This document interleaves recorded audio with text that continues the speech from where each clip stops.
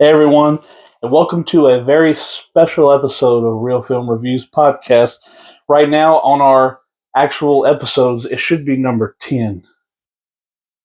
And this is special because we're doing this around Christmas time. And I don't know if anybody can actually see it because I'm seeing a glare, but So we decided to talk about a Christmas movie, Gremlins. Which maybe not a lot of people would say it's a Christmas movie, but a lot of people say Die Hard's a Christmas movie, and that's more of a Christmas movie than Die Hard. This is more. I don't want to get on that because we're not going to. I think they're both Christmas movies, but I feel like this one is like we literally see a Santa get destroyed. Yes. So it's like, yeah. So yeah, we're around the holidays, and we're going to talk about a Christmas movie, and we decided to this year do Gremlins. We're visited by another dog. Well, he's in the last one. Yes, we are filming these out of order. We filmed one with a dog before, but that one hasn't been released yet. I don't know how long he's going to stay here. He kind of decides when he wants to leave. He's nice. So, yeah, we got... when was your first time watching this movie? Dude, I don't remember. Honestly, I've seen this movie way too much. This is one of my favorite movies, like probably easily in my top 5. But if I had to say, I might have been... at least 7 or 8. I mean, I was young. I know when I saw it. I didn't see this until I was in my teens. No, I saw this when I was 7 or 8. And it's kind of funny because I think in my roughly when I started getting into my teens is when I saw Gremlins 2. And we won't get into that one, but I was just surprised by how different that movie was. Still enjoyed 2 a lot. I actually think I like 2 more than this one. Yeah, but they're different. They're different movies, really. I've seen a lot of people talk about it. Gremlins and Gremlins 2, and they mentioned that like they like Gremlins 2 more. I understand. I think it's because you know what it is going into the second one. You expect that kind of movie, and it goes more in the campy, goofy side. Which I mean, this one does too. It's Joe Dante, it's the director, but you know, it embraces more of that comedic, and they also kind of make fun of the whole like rule system and stuff. But yeah.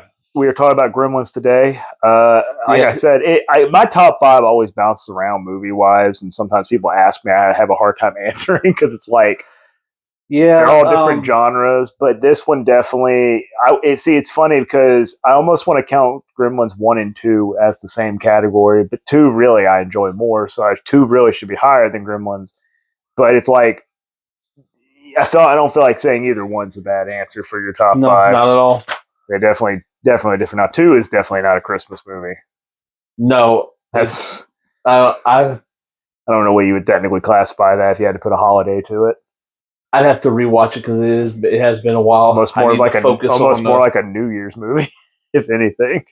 Yeah, actually, that's what I was thinking, but I can't remember if it was actually New Year's or not. But go ahead. Like he said, directed by Joe Dante. Yeah. Which we need to do more Joe Dante movies. Yeah. That's something we're going to have to go down the list of.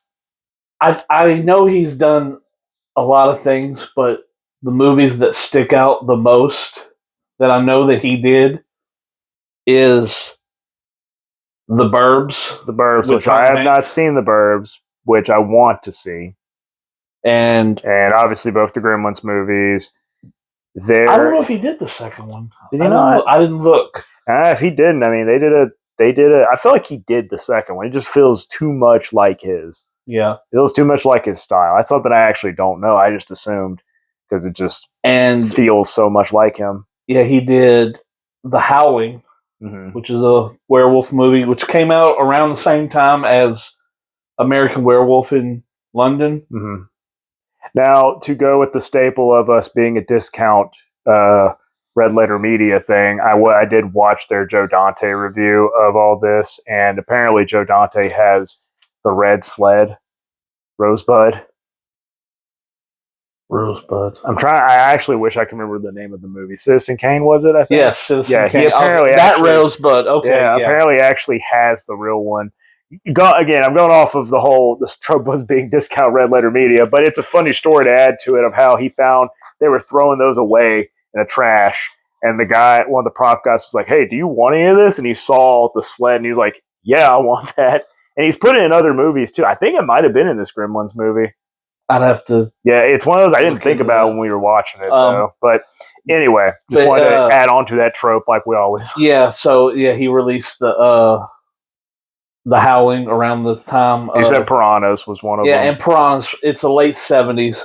I've only seen it once, but I have it. What was the movie he did that had the controversy behind it? It was a Twilight movie. It wasn't his. He didn't have the controversy part, but it was part of that when it was like supposed to be like a 3-section movie. Yeah, with the helicopter and all, but it was that other director, and it was just like, oh, yeah, that's a whole other thing. That'd be a whole. We'll get into that another time. Yeah, but the movie stars Zach Galligan, Phoebe Cates, Hoyt Axton, Polly Holliday, Francis Lee McCain, Dick Miller, Corey Feldman, and Howie Mandel is the voice of Gizmo. Written by Chris Columbus, which kind of threw me off because how did he have time to write this movie? You're gonna make that joke, huh? Yes, I'm gonna. And Discover America. Oh, and he's gone again. He's gone. And now I'm sitting here talking to myself. That's chaos. That's chaos. You don't like my bad jokes. But no. I don't even think Christopher Columbus discovered America. Apparently people are saying nowadays, which I learned in school, and it's apparently wrong now, so everything I've learned is wrong. But produced by Michael Fennell, cinematography by Joe Hora, edited by Tina Hirsch, music by the great Jerry Goldsmith. Look up any of his movies, and the music is always great. I don't know if Jordan's coming back or not. We'll find out. But I have these 2 facts that I want to tell him, but he's too busy whining about my joke. So I'm waiting for him to come back.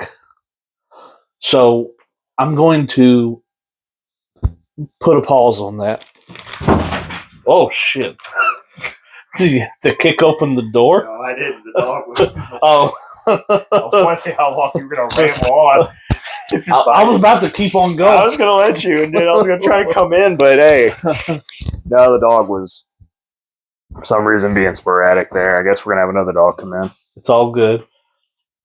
But I was going to tell you, because I always talk about these 2 parts. The budget of this movie was $11 million, and the box office was $212.9 million for a movie like this. I really feel like the puppeteering would have costed way more. Yeah, but I don't know. But also, I wanted to say this. It was released June 8th, 1984. You weren't a part of this review, but this movie shared a same-day release date as another movie from 1984, Ghostbusters. Right. Ghostbusters and Gremlins were released on the same day. That's a pretty good release day.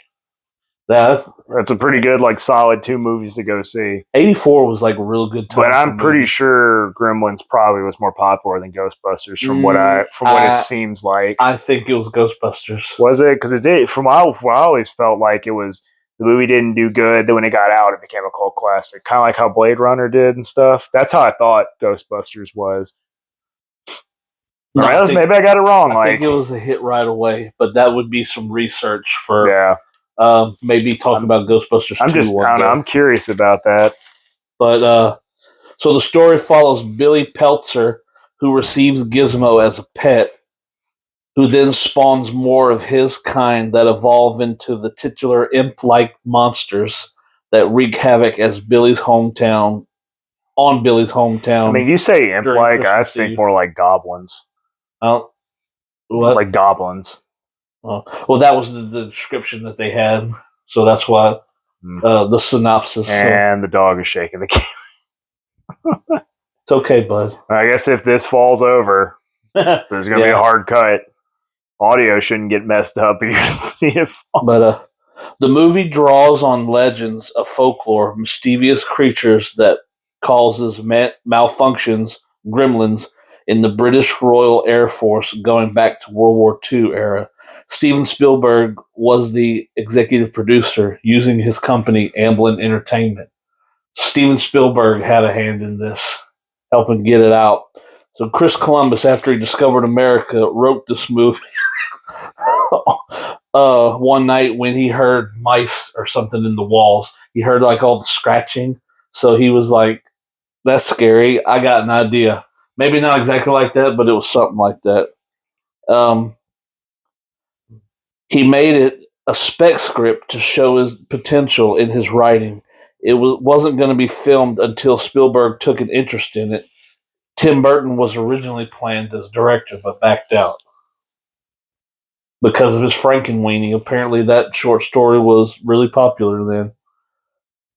Spielberg decided to hire Joe Dante because of his experience in horror comedy. I'm just opening the door That's because they want to go out, because it's like he seems like he wants to go out, but the other one doesn't. After he directed The Howling, the movie was much darker and violent, but toned down in a bit. This movie, yeah, you told me like. Well, I guess we can talk about the one scene when we get to it. Yeah, we'll talk. It's mostly two things that stuck out to me. There was more, but two stuck out. So I'm going to talk about them when we get there. The movie was released. Here's the fact that I was going to tell you. We kind of scrubbed through the movie to get caught up, and now we're out here. But now we're here filming this review. But I wanted to save this because the movie was released, like I said, on June 8th, 1984, to critical and commercial success. However, it was heavily criticized for some of its more violent sequences. In response to this and similar complaints about Indiana Jones and the Temple of Doom, Spielberg suggested that the MPAA alter its rating system, which it did within 2 months of the film's release, creating a new PG-13 rating. This movie was a part of that? It was because of Gremlins and Indiana Jones and the Temple of Doom. This wasn't rated PG-13. It was created after it came out. Yeah, but this says PG, so yeah. But yes, I could see that, because you think you're bringing your kid to see you see Gizmo on the cover, and you don't see yourself as Toy Story's Small Soldiers. Small Soldiers. That was another one. Joe Dante. It was basically like Joe. Wait, he did that movie? Yeah, I believe he did. Huh. That was funny story about that. I remember this is actually a Christmas story, and that had to be. I think the movie came out in like. It was before 2000s, I think. I don't remember when. 98. 98. Okay. Because Phil Hartman was in it. Okay, so it was 98. Then I saw it. And I remember getting a Chip toy for Christmas, but I remember walking in when they were wrapping it still, and they were like, and it's like you see the present. You know, you're an 8-year-old, 9-year-old kid. You're like, I want to play with that. I love the movie, and they wouldn't let me play with it. Like actually open up and have the toy. They're like, no, you gotta wait till Christmas. And I just remember, it might have been like 2 days away kind of thing for Christmas. Now I'm older, 2 days is whatever. But you know, for a kid, that feels like a week. Mm-hmm. And I remember they wouldn't let me open it. So since I knew which present it was, I would just sit on the couch watching TV with the box and the present in my hand, just like holding it, waiting. They eventually on Christmas, on like the eve or whatever, they were just like, just let him open it. That's a nice Christmas story for this video. I got one. It was funny because I was like just sitting there watching it. It's like just with the, I have the present like it, almost like if he was just there. I got something similar to that, but 2000 was when when the PlayStation 2 come out. I didn't get best console, I would say. Yeah, got so many ridiculous games on it. That was, but hold on, I didn't get one till 2001, and I had it for a few years, and it crapped out on me. And I just recently got a couple of games that I really wanted to play, and it was like, I want to say it was at the end of November, early December. Mom and Dad were shopping for presents, and I was like, man, I really want a PS2. And my parents were planning on buying one for me, and what was it? It was, like I said, it was at the beginning of December, but like a week before Christmas, I was mentioning like, man, I just wish I got a PlayStation 2. And my mom goes, "We got you one. Don't worry about it." And my dad goes, "Damn it, Denise! Why couldn't you wait till Christmas?" But I eventually waited till Christmas and I opened it and got it. But that's Christmas something that video that I don't know if it happens a lot nowadays when it comes to Christmas presents, is being able to open, like, getting a console for a Christmas present was like amazing.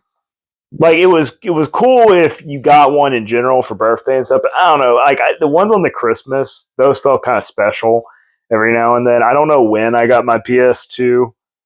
I know eventually I got one. I just don't know when. I do remember when I did get a GameCube at one point, and they had Luigi's Mansion, and I remember staying up and playing that the whole time. I've told him another one, and then we can get back to the movie. But there's another one where they had like Monopoly Pokemon themed for the first time, and none of my, obviously I'm the only one that knows Pokemon, but everyone else in the family knows how to play Monopoly.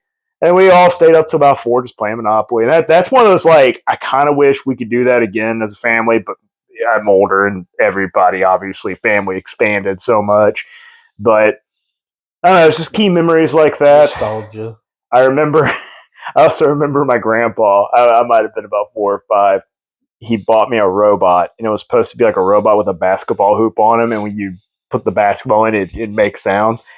Scared the ever living shit out of me, because it's just like, what is this? I think, like, because I might have saw glimpses of Terminator like during that time, so it was like robots were implanted. But yeah.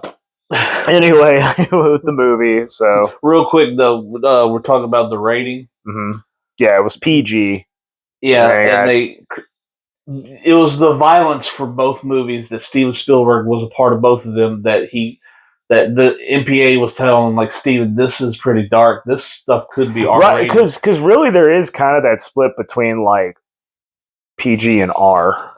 Yeah. Or whatever you want to say. It's like, the rating system is weird on how they do things. Back in the day, it was really weird. Well, that's why I've heard so many stories. Like, I don't want to go over any because I don't want to get anything wrong. But just listening to these, I'm like, why do these people have the say? You know, movies need to be released as they are. But the first movie, do you know what the first movie that was released PG-13? Red Dawn in 1985. I can see that. I looked it up several times because I remember hearing that over my lifetime, getting into movies, hearing that was the first movie. But then I saw something that said it wasn't. But I did some research the other night just to make sure. And I don't know who put out that other information, but every time I looked it up, it was confirming that it was Red Dawn. If it's something else, let me know. But that's not what it was. So, you ready for this? Yeah. Dun, dun, dun, dun, dun, dun, dun, dun, dun. So the movie starts with Billy's dad narrating. He's looking for him something for Christmas. Why are you shaking your head at me? I was talking to the camera, looking at you, and you're shaking your head. I'm glad you have eyes. Continue. Oh, we all got eyes. Yeah, I ain't the one that makes shit. If yes spells yes, start. Okay. Start it. So Billy's dad's looking for a present. Okay. He says nobody's got a story like this. It's like, all right, well, what's going to happen? He goes into a little shop on Chinatown, and he's looking around. One of them old school things run by an old Chinese man. He's looking at everything, and he's trying to tell the guy about. He's an inventor, and he's trying to show him all the knickknacks in there were really neat, because it kind of spoke to that character in general, because it's like, the dad makes stuff, inventor. So you go into this really weird kind of shop, don't know what you're going to find, and then he pulls out a creature that you've never seen. Yeah, because he's like, "This is an awesome present." He's like, he was showing the guy how the bathroom buddy works. Yeah, it has all the stuff on. Yeah. But as he's doing it, he keeps hearing a sound, and it keeps distracting him because he keeps turning. Yeah, and but like that whole scene of that, I thought was really good. Like, I mean, the whole movie I love, but it's just like the atmosphere they captured was like perfect. So he finally shows him about it's a Mogwai Gizmo. Well, he's not called Gizmo yet, but he wants to buy it, but the old Chinese man won't let him because it's got some rules that he doesn't think that he's ready for. He was right. Well, he was right. Which he was, spoiler, he was right the whole time. The funny part is he basically got the money, then shows up at the end and takes the thing away. Yeah, he gives him his money back, doesn't he? I don't know. I feel like that he came and gave him the money back. But that's at the end of the movie. Yeah, I don't remember if he did or not. I think it's kind of funny if he didn't. Because it's just like, yep, I told you. Oh, real quick, though. When he's showing him the bathroom buddy, he's talking about brushing his teeth. And he tells the old man, he goes, you wake up in the morning and you got dragon's breath. I mean, morning breath. I was kind of like, would that be considered like a racial thing? Yes, it would. It would. Because it's just like, damn, dude. You're just not aware of what you're fucking saying. Jesus, dude. Calm down. Like, come on. Like, I mean, it could be obviously so much worse, but it's like, fuck, dude. Like, just him not being aware. But, so he wants to buy him. He says no. So as Billy's dad's leaving, I can't remember his name. As he's leaving, to be fair, you really only see him in like you see him a lot throughout the movie, but it's like he's like in chunks, like here. You don't. So he's in one of my favorite scenes in the movie. Yeah, he pointed this out to me, and I actually pointed something out to him, which I feel like when I point out, a lot of people know more. I think the way you noticed doesn't. But I usually notice things. Yeah, I don't. I didn't this time, but so the kid, he's like, yeah, you can have it. You give me the money. He gives him the Mogwai, but he tells him the 3 rules. No shaving after midnight. No sunlight. Oh. Because it'll kill them. A different rule. Don't get them wet. And don't feed them after midnight. I do like how in the second movie they make fun of that. Yeah, I was gonna put a little rant about this because I don't. I mean, we don't.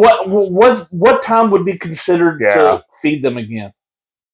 You mean that's the whole thing? That's kind of why I think I like the second movie because they do kind of ask like, what if it's daylight savings time? Like, yeah. We can go to that rant for that one, but I do like how they make fun of it.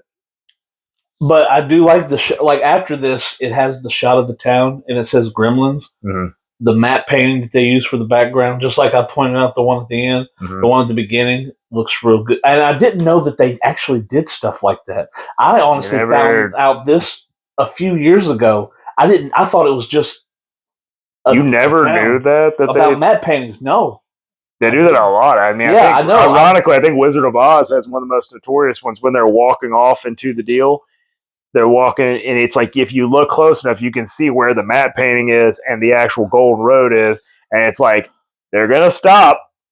They're either gonna stop or they're gonna hit the mat, or they're gonna turn around and go and wave. Like so, it's like you're waiting for the hard cut, freeze, or something to happen, or the pan up, like to get away from it or fade. So it's like they would do matte paintings a lot because it was cheaper than building a whole set. I think. If I'm not mistaken, I could talk about this when we actually talk about a movie that he's like in. But I think before James Cameron directed like movies, I think that was his job to do matte paintings. I can see it. Movies. That actually's got to be fun though, because literally you're just painting. But like I said, I literally found this out a few years ago because I've never noticed because I just started watching older movies in HD. Now, and it's you can tell, but at the same time, it doesn't matter because it still looks good. It's because it's especially real. Star Wars. Because it's being an actual real object. It's not as jarring as CG. No, that's why. At least for me, I feel. But so Billy, he gets to his trying to get to his car to go to work, and it doesn't work.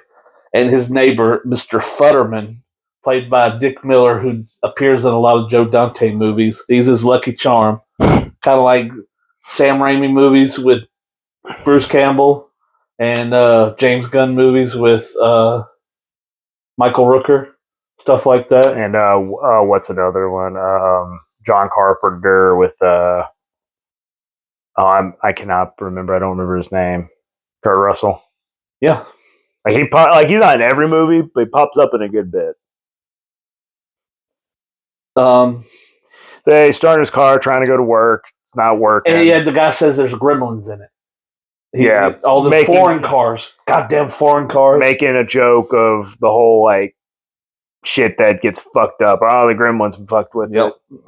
So Billy works at a bank, and he makes it there, and he puts his dog Barney under his desk and ties him up, and he just gets back to work. And I mean, I guess at least he's bringing his dog with him.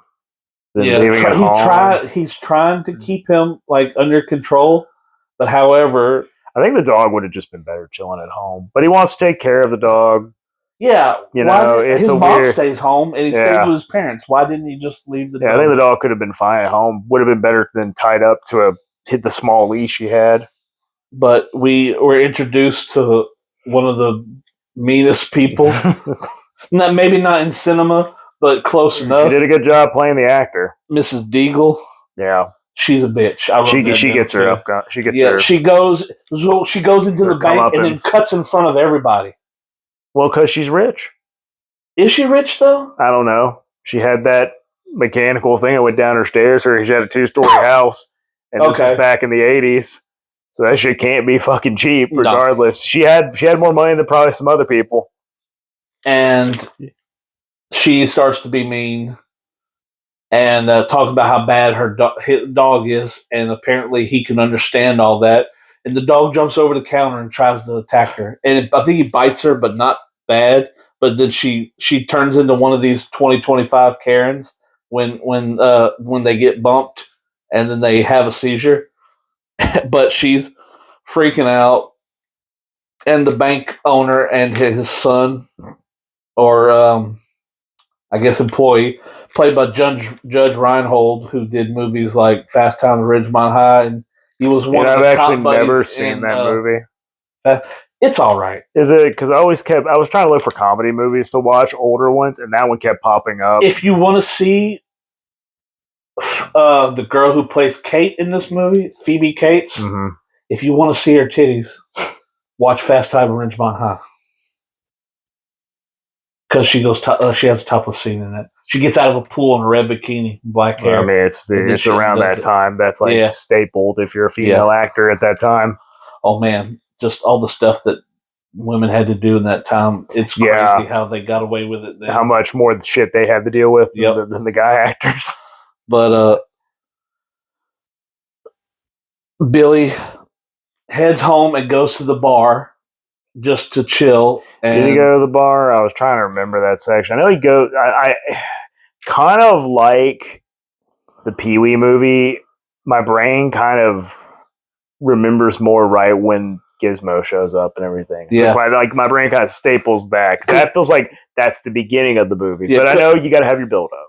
Well, yeah, because after the bank thing, he goes to the bar to drink, and that's where you find out that Kate, the Phoebe Cates, the bartender, she works there part time, and Judge Reinhold is there again, and he's just a prick. So after that, he leaves and goes home, and he's talking to his mom, who I don't remember exactly the name of the actress, but the actress that plays his mom in Gremlins is the same lady who plays Lorraine's mom in the first Back to the Future. She really does look like what's his name?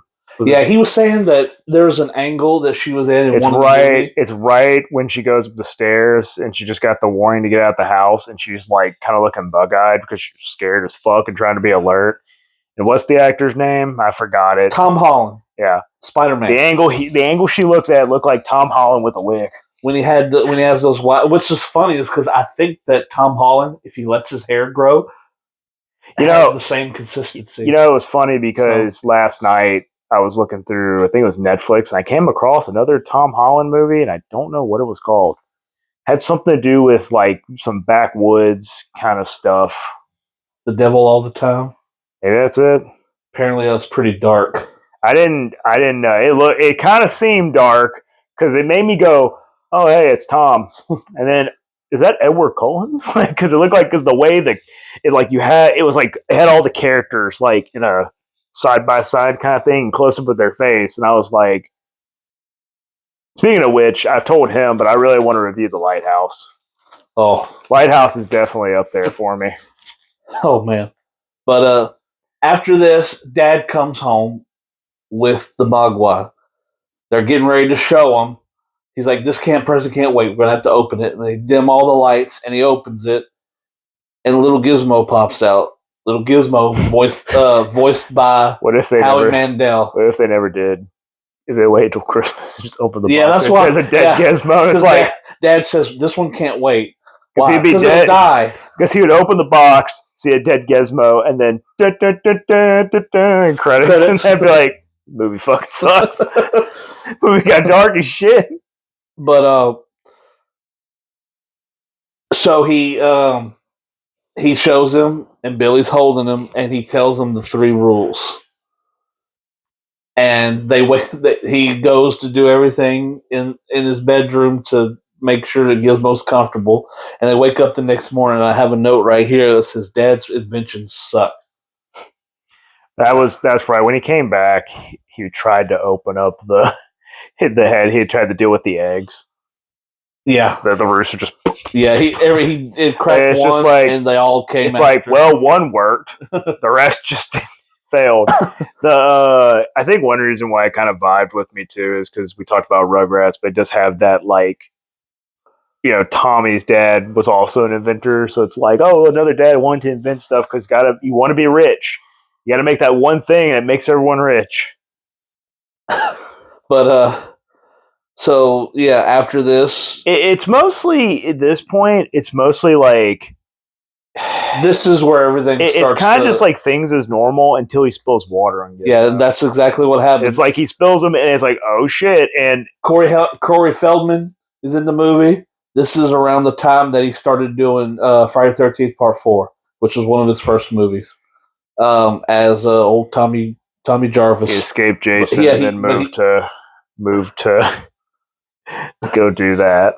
But he brings a Christmas tree, I guess, or something, and he goes up to Billy's room, and Billy shows him Gizmo, and he's in awe of him, and he's trying to explain to him how everything works, but he accidentally spills water on him, and Gizmo sounds like he's dying. That's fine. Billy, hold on, tongue tied. Water got spilled on Gizmo. Yes, I was literally about to say that. He spills the water, and he starts to multiply, shoot out little hairy balls, giggity, and then they start bubbling. And come to find out that they figure out that because he gets wet, when he gets wet, he multiplies.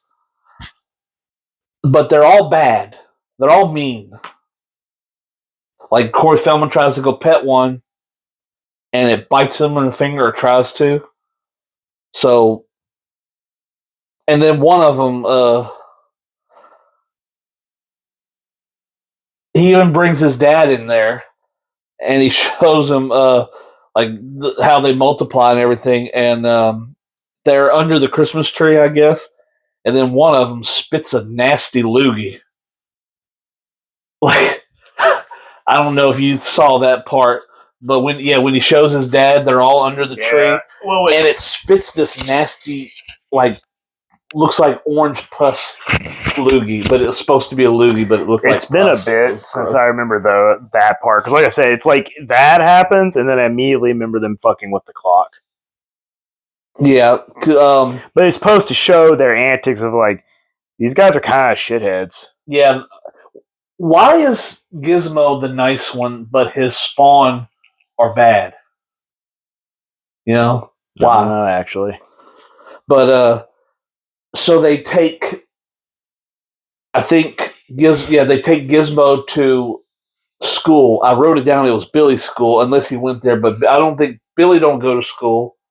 But Corey Feldman's character goes, and they have a teacher there that they showed him, and then they dropped one drop of water on him, and he spawned another one, and the teacher wanted to keep him to study. So that he just got that one drop. I figured at least a couple more would come out. No, I think it's got to be a big drop to swarm. Yeah, because that's what happened. Because he was crawling up the water thing at the end, and it wasn't affecting him until like he. Yeah, I wanted to talk about that too. I found that weird. It's like the water was falling on him, but he touched it, and then he started to spawn. But anyway, he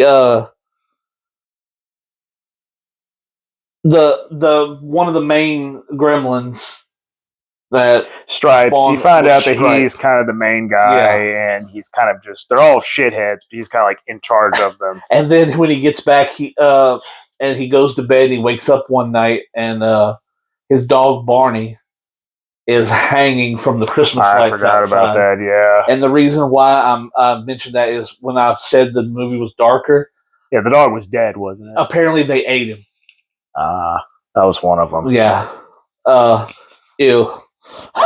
Yeah, you do anything that harms an animal, whether it be a cat or dog, in a movie, it's not going to go over well unless those things get their comeuppance. I personally don't really mind. Like, I understand the animal didn't die. Well, it's got to be something like John Wick, where they like the repercussion of it is like it sucks the dog died, but everyone is getting he's getting his revenge. Yeah.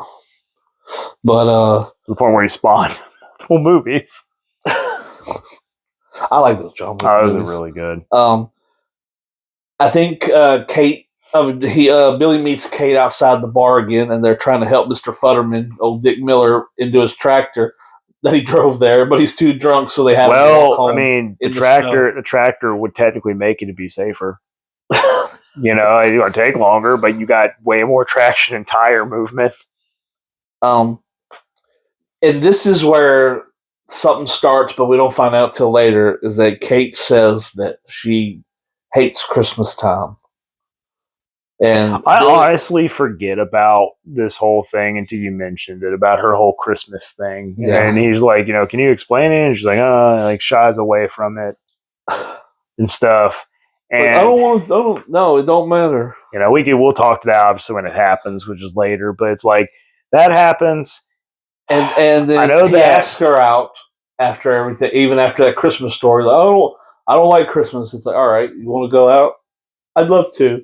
Like, well, I know there's that, and then at one point, the Billy brings one of the offsprings to his buddy that's at the school. So that's what I was just. I said that before. Okay, he brought it to the school. I thought you meant Gizmo. It's that, but yeah, he brought Gizmo. I know and that spawned one out of. I know it is minding its own business, and it's kind of funny that he ends up turning into a gremlin because the dude leaves a sandwich there. Yep. So it's like a gremlin would have popped up regardless of Billy. Of the gremlins fucking up the time. Yep. Because this is the part where Billy they short circuit the thing, or they mess with it. Yeah, they act like they're hungry, so he's like, "Well, it's not midnight yet. It's like 11:45." So he's like, "All right." So he goes to get some food and he feeds them. Oh, you must have been really hungry. And they sitting there eating all gross, and even Gizmo looks over and goes, "Ugh." But yeah, it's definitely one of those things where it's like I would have been like, we're gonna wait. Y'all just have to be hungry. Yeah, even that close to midnight, I wouldn't have taken the chance. No, I would have waited like daytime. Yeah, y'all gonna eat at daytime. Like I'm gonna wait when I could see 8 o'clock on there. But as Billy, it's like what's stopping them? They're already mischievous. What's stopping them from going and getting food? Yeah. But this is where Billy wakes up, and all of them are in cocoons. Well, before that, I do like how Gizmo just looked drunk as shit. He was just like, when he was sleeping. Oh, yeah. That shit was hilarious to me. Yeah, like he just saw, like he just went through Vietnam. Yeah, he's like, oh, I've just seen some shit. melting there. It's Seen some damn. things, man. Some But stuff. And yeah, he finds the cocoons when they eat after midnight. That's when they turn into the green gremlins that we know. Yeah. Now we were talking about once you see those cocoons, it's like, yeah, I think I would have burned them. Yeah, I would have burned them or something because we were saying if you don't know what they are, you see these little furry creatures that have been kind of assholes turn into this. Yep. It's like, why would you just leave that there? I'd be like, yeah, we're gonna get rid of this. But yeah, he shows his mom, and she asked about the rules. Did you get them wet? I'm like, no. Did you feed them after midnight? And he goes, no. It was lit. It was around 11, and he turns, and it's the same time, and that's when he figures out that the cord's been cut. Clearly, this is back. We had smartphones or anything. So yeah, definitely. Like, oh yeah, it's this time. And TV cuts off at a certain point. And a little later, it starts to hatch all the eggs. But the one at the teacher's place steals his sandwich late at night when he's studying. Yeah. So he doesn't know that. That's why that one turns. But the other ones they messed it up, the time up, and tricked Billy into feeding them. That guy kind of just dies. Yeah, he tries to reach under his desk, and then the gremlin gets him. It's like he's eating his hand, but I think because when Billy comes later, he's under the desk, his arms out on each side. You can't see his head, and he's got that needle in his butt cheek for like no real reason. Yeah, but I know that happens, and that's when Billy, the mom, is back at the house cooking, and she's doing her gingerbread man. I actually wouldn't mind a gingerbread man with how big those damn things were. We're used to the ones that are like this big. Yep. It's like that was like, this is the 80s, man. Everything was better then. So you have that. You have that, and that's when we get the scene of like she clearly knows something's up. Because shit's getting weird, and she pulls out her knife and starts going upstairs. And I think she sees the eggs are hatched, but that's when Billy calls. And then Spider-Man shows up for a split second before, she gets the bad news of like, get out the house. And I thought that scene was great about like, you need to get out the house. And then you see the hand like grab it and pull the cord, and she like, dead line. Yep. She's like, which her whole scene was badass. Yeah. And she hears do you hear what they turn on the record player. It's like, okay. And, she eventually gets into the kitchen, and one of them is eating the cookies. Yeah. And I like this scene because it's facing away from her. She's behind him going, and she sees, and then she kind of ducks back. It's the first time you get a good view. Yeah, that's the first view of him. Yeah. The first you see the hand at the school when Billy tries to go help the teacher. But when he's looking away, he kind of tilts his head like he's tilting his ear to her. Like, what was that? If you notice, it was almost like stop motion. Yeah, no, I know. Like through most of the movie, they're actual puppets and they move, but there's some stop motion in it. But most of them are just the regular puppets they move. But it was the way his head turned; it kind of had that. I think they might have done that on purpose, though, to add to the creepiness. Okay, it could have. I didn't have a problem with that. Sinister, I still liked it because I know they're puppets and they had to use the stop motion at some points, but the puppets look great. And the mom ends up putting that one in a blender, and it's fucking green blood everywhere. Mm-hmm. And then she takes a second to rest because she thinks she's done. And then another one starts throwing plates. So she grabs a tray, like Captain America's shield, and he's throwing plates, and she's blocking it. And then she fucking stabs him onto the thing. And then you got the microwave. He's standing in front of the microwave open, and he's yelling at her, and she sprays something in his face, and then pushes him in the microwave, turns it on, and it fucking blows up. Yeah. All that Now, gunk. what I point this out, but she eventually goes to the living room and she thinks one isn't a stocking. Yep. She cuts it and it's a toy, and it's like, oh, okay, I guess I was imagining. And to me, I always felt like the Christmas tree walked up behind her, but on this viewing, I was like, that makes no sense.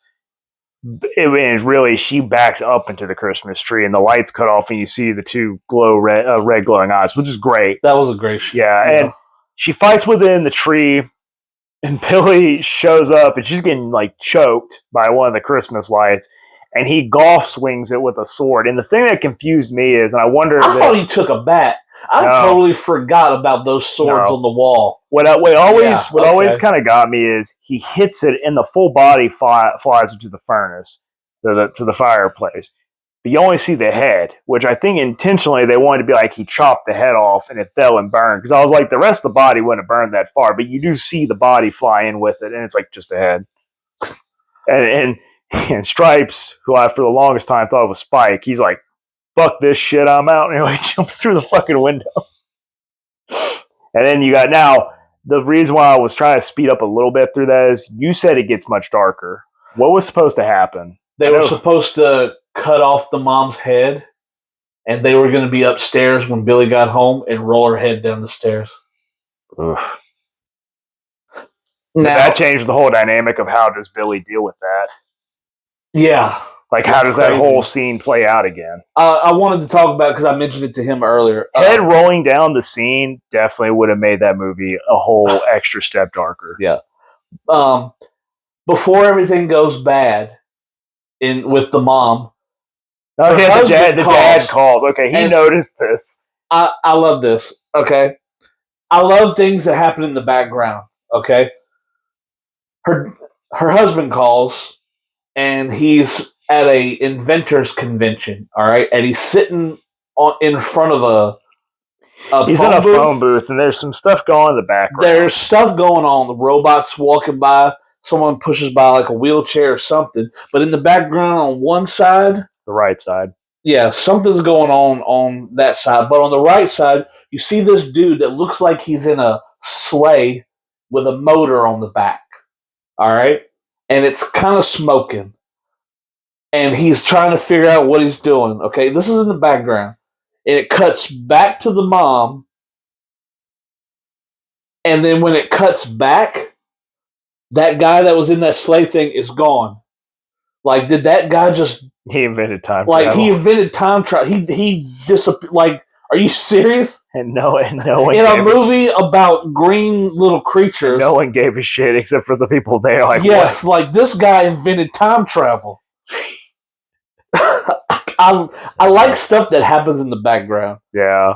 And sometimes, people it can be too much. I don't like that. This was perfect. Now, because it was there and then not. Kind of going back to it, doesn't Billy go to the cops after this? It's after the pool scene, which is right here. Yeah, basically Stripe they chase him into the pool area, and there's not really much to be said about this besides just a chase scene. And when he jumps in it, he does a cannonball. Yeah. So they're at the YMCA, I guess they call it. Yeah. And there's some hunting going on, but Stripe gets away and he jumps into the pool. And I love that shot when they cut into the pool. He's sinking, but he has his knees and one hand up like he's cannonballing down, and then his other one is holding his nose. And got a little bit of goofy. The water starts to bubble and turn like the green light in there. Yeah, and that was actually really good. But like I said, so you point out the reason why I'm going to the cop part next is because he pointed out to me this actor looked familiar, and I was like, like, I don't recognize them. But once he pointed out to me, I recognized from the other scene because he did the fucking face that he does in the show. But before that is Mr. Futterman and his wife are enjoying TV, and one of the Gremlins drives his plow that's right into the house, and it does the zoom in where him and his wife are against the wall. Yeah, he's And like, their there's hands are up going, gremlins. "Ah!" Yeah, gremlin, and it cuts. You don't know what happened. To be honest, it kind of left an eye open, like, hey, he could have survived. Yeah, Maybe he jumped out the window and left his wife for death. Spoiler: he's in Gremlins 2. Yeah.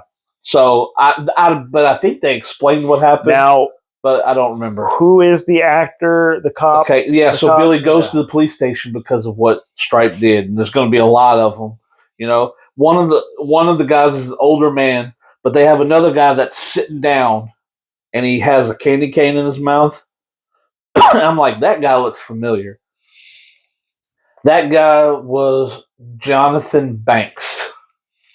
He played Mike Ehrmantraut in Breaking Bad, and Better Call Saul. When he said that, I thought, I don't see it. But then a little bit later in the movie, he's sitting there and he has the whole like open mouth like that he has, and it's something about it. I'm like, I see it. It's such a young version of him, and his head just, especially with no hair, it kind of almost looks like Squidward.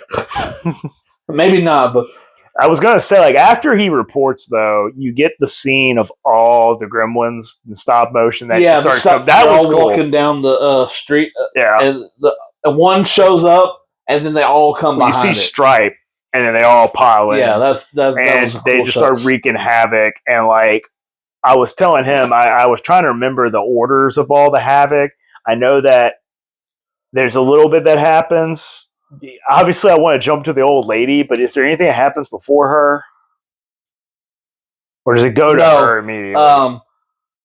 I think, I could be wrong, but this guy's trying to put mail in a mailbox. Yeah, he's trying to put mail in a mailbox. And it spits it out. It's a preacher, and someone's like, oh, Father, I'll take care of it. And he's like, man, it's really jammed in there. He's like, oh, it starts like screaming because it started pulling them in because I guess they love eating fucking hands. And then something else went down. I don't think it was like super important. No, but it's like one of those little small This is where you get a funny scene.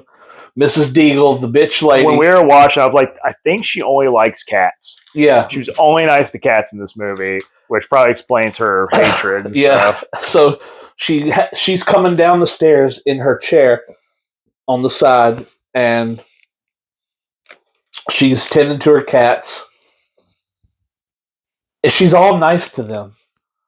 And then she hears carolers outside. She rolls her eyes like, oh, carolers. And this is when I point out to him, you open the scene. I feel like most people know this. He opened the door, and there's gremlins in scarves and hats and earmuffs. And they're singing a really shitty version. Yeah, they're singing a song, but you can't understand them because they got the Frank Welker voice. Yeah. Frank Welker was in the 80s doing like creature sounds. When it pans behind them, I point out to him, and I think in this version we watched, I feel like they masked it more. But on the far left, you can see one of the puppeteers. Yeah, you see the hand come. Well, you see it like this. I swear you used to see more of the dude. Like, you see his back, and I think when they did it, they darkened it. And I was pointing out to him because I paused it, and I was like, yeah, I think that's the hand, the stick. And you can kind of see it, and then when we hit play, you saw more of the finger come in. Yeah, he comes in like this trying to move the arm, and it's like, yeah. It's kind of like Leo. Up. Up. So that happens. She runs in. I always thought it was funny. Her way of escaping was getting the slow thing that's like barely moving up. Yeah, but we find out it's not because one of the gremlins messed with it. And ramping up, rolls up the stairs, and when it hits the end, she fucking flies out the window. And just lands on the ground. Great. And those two cops, and like comedic, you just see her legs hanging over the chair. And they're like, "Oh, we gotta go." But at the same time as they're parked, the gremlins kind of. One of them messes with the brakes, and they're trying to escape. And they see a dude dressed in Santa covered like 4 or 5 gremlins. And they're like, let's go. And they drive away, but they're trying to stop, but the brakes are done, and the car flips. So their fates are left unknown. However, I do like to think the guy, Jonathan Banks, he survived, and he decided to train in special forces, and then he moved to Albuquerque, New Mexico, and now he works for a fast food chain. I know. Breaking Bad reference.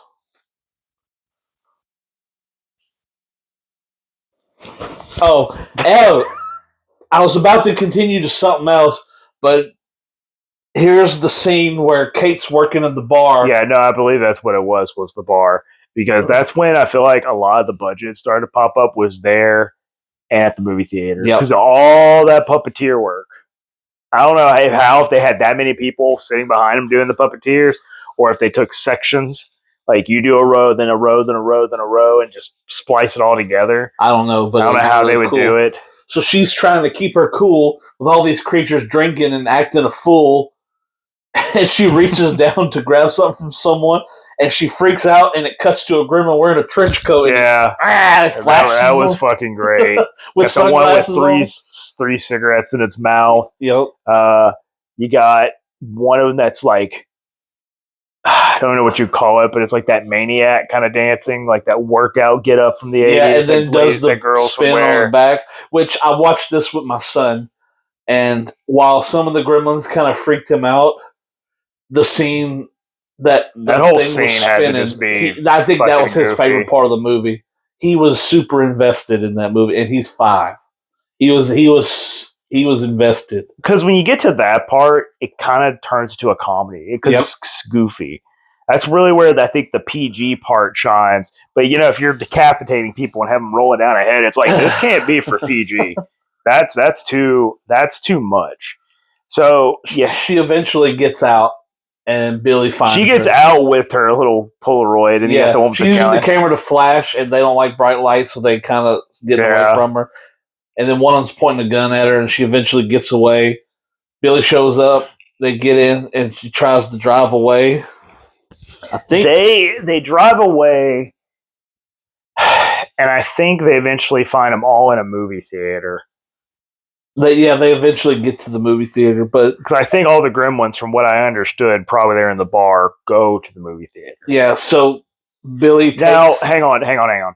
Before the movie theaters, when we had that weird thing about her talking. Yeah, that's what I was just about to say. That's what it was. Because that part I felt was at the further end of the movie, but it's actually kind of like... I think they go into the bank that they work in. They're going into there, and she starts talking about... Yeah, so I don't know, I can't remember exactly how the conversation started, but she basically explains to Billy why she hates Christmas. Do you hear the screams in the background when she's talking?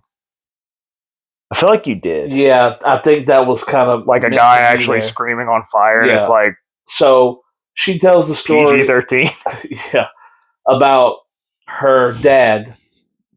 They were trying to plan Christmas, and the night before Christmas, her dad was supposed to do something, but he disappeared. So they didn't know where he went. They were worried. Her mom was worried, sick. Everyone was freaking out. And I think it was like almost a week later, they started to smell something in the chimney. And so they got people to go check. Maybe it was like a raccoon. But apparently her dad wanted to come down on Christmas Day and put presents. Why you wouldn't tell your wife that in the first place, as well as just go, hey, I'm just going to come through the door. Yeah. The idea of coming through a chimney, how rough it is to have presents, and then it's like, you already go through that bit. You're going to go back up the fucking thing? Like, no, I'd just be like, chimney was too small. I just decided to walk in through the door. I get it. It's a nice little thing they're trying to add on to it. But he slipped and fell and broke his neck and died. And that was the smell of his body. They found his body dressed as Santa with presents. And she goes, that's when I found out that Santa wasn't real. Like, that's kind of a deep cut, saying something like that. I found out the Easter Bunny wasn't real. Oh. We had rabbit stew on Easter. Nice.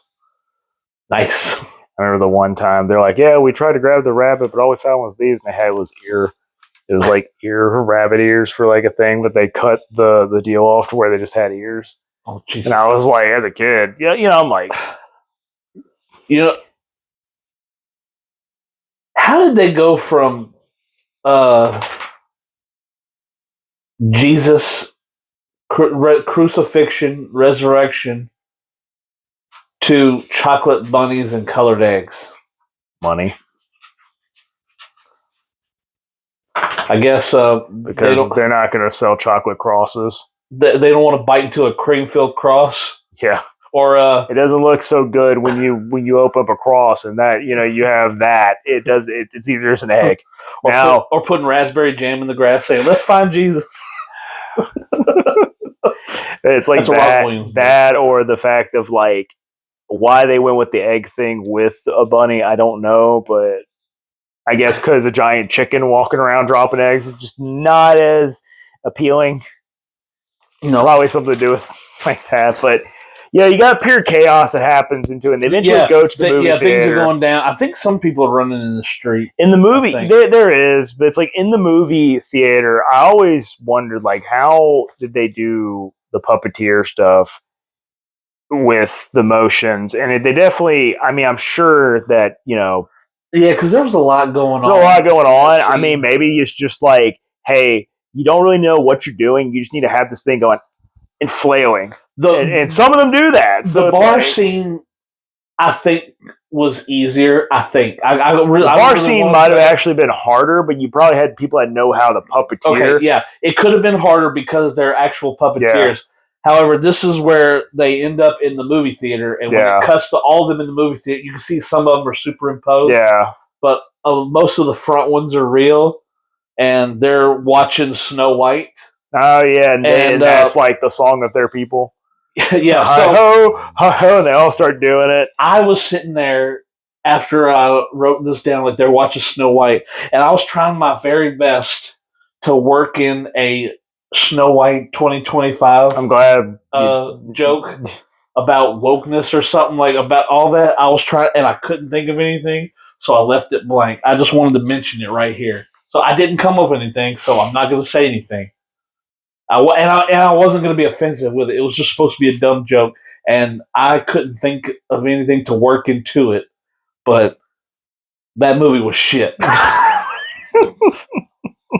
I know that eventually the way I always thought, I forgot they blew up the thing. I thought that they did something to where a bunch of light hit them at once and burned them in the seats. But I was like, that makes no sense because I remember the scene of when they start to run to make them all like chase them. Yep. You see the little like cartoonish kind of Roger Rabbit looking thing of them all jumping. I like that too. Yeah, that was done really, really well. Yeah, so they got into the basement and they turned on the gas or something. Then they lit something to where it would kind of slowly do. But at this time, they're all of them are in there except for Stripe because he went looking for some. He went to go get some candy, and he saw a candy store across the street. Which is kind of funny because he could have just got candy at that place. But I understand you don't want the movie to go. Maybe they all already ate it. They could have. And so that he wanted some. That can make sense. But yeah, all that happens and it blows up, and then. This is where I told him the movie definitely this part definitely felt like the horror aspect of it. Yep. Because it's like he goes into this hardware store, kind of. I don't really know what kind of store. I guess I'd say a hardware store, mainly because he's trying to find Stripe. There's the whole thing. When he's on the skateboard. Yeah. He's kind of pushing it with his foot. And you can't tell that you can tell that it's a puppet, but you can't see anybody they must have edited out whoever was controlling it or whatever, like a rod or something holding it. But I think that looked good. Even though I could still tell it was a puppet, I still think it looked good. But like, I pointed this out to him because a lot of it is like hide and seek stuff. But there's the part where he like shoots Billy with an arrow. Yep. Which is kind of ridiculous. They had that small of an arrow they would have a crossbow. Yep. He shoots him with a bolt, I guess, not an arrow part, but a bolt, and then pops up with the chainsaw. And I talked to him about this. I've always wondered why that chainsaw never like bit into the bat and just killed Billy, or just move over and catch his fingers. Yeah, fingers, I'm pretty sure it would have like this. At one point slid either way because to hit his fingers, but also too it was cutting into the. It was cutting into the bat, but it wasn't doing the typical like woo into it, and it's sliding, and the sliding is what made me feel like it would have rolled into his hand. Yeah, or even Billy's holding it, pushing Gremlin chainsaw, pushing it like pushing down, pushing up at the same time. That bat could have easily snapped. And the reason... Even with that cut in it, I think that And he would have ended up with a chainsaw. Well, in his to be face. fair, too, I mean, he could have just cut his foot off. That too. Like he ran right up to his chest, so he could just like glop his foot. But it's like it's like the lights come on and he gets blinded and he falls back, and the chainsaw was strong enough to catch onto the floor and comedically make him go away. But that looked like tile flooring, at least. Yeah. Or like maybe it could have been wool, like wood, but it didn't look like it was a woodish kind of tile flooring. It looked like it was like the harder material. And I was like, that can catch, but it can't catch the bats. But I mean, it is. I understand. It's show. And then this whole time, you're getting segments of Gizmo, Tokyo drifting around this Barbie car. How's that thing driving? Like, that was the mean. If he was in there that small, it would have a gas pedal and a key ignition and everything. There's no way. Like, what? How's it driving? Man, toys were good in the 80s. And that's one of the things where if you say someone who really likes this movie and you tell them that, they just look at you and go, shut up, just watch the movie. Because plot. So like the whole and then he gets the whole thing where he's like water and then looks over and sees a gun. Glove. Yeah, he gets a gun. And we were talking about this, but it makes no sense on how he's climbing up the fountain and it's splashing on him. You can definitely tell the water's hitting him. It's the moment he sticks his hand or finger into it, then all of a sudden it fucking triggers. Yeah. But Gizmo, I know it's a movie. I'm trying to understand it. Well, he ramped perfectly off a shovel. Yeah, he did perfectly. It hits the wall, and he was supposed to grab the thing, but he missed. And he eventually gets up and does it, and it shoots him up. I think when they filmed him going up and hit, I think he was originally supposed to hit and hold, but it fucked up and fell off. And I'll keep that. That just adds to it. Yeah, because he was so stiff, just went boop and fell off. But and then the light hits Stripe, and he's melting because of the sun. And I love that melting effect. That's good. The jump scare of him coming out and the final, him melting is really cool. It kind of signifies that he actually is dead. And then they're like, we're going to go home. And it's like I was telling him, I was like, the sun's up. And if he would have still multiplied, it's like, all right, let's leave the building and then collapse this building. And whatever. And then just keep lights and sun on this and just pull it apart until we make sure they're all gone. But yeah, that happens. They eventually go back home. And Billy's dad finally shows up. Yeah, he shows up when Stripe is We kind of skipped the other parts of him being at that gas station stuff, but it's like the guy smoking. So he invented a smokeless ashtray. Yeah, but whenever he was leaving, it was smoking and the guy was coughing. Yeah, it's like that's for free.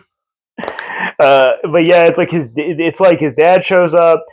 And it's kind of funny because my mind always kind of just signified as, all right, Stripes is dead, it's over. But I keep forgetting that the old Chinese man shows up and talks to Gizmo.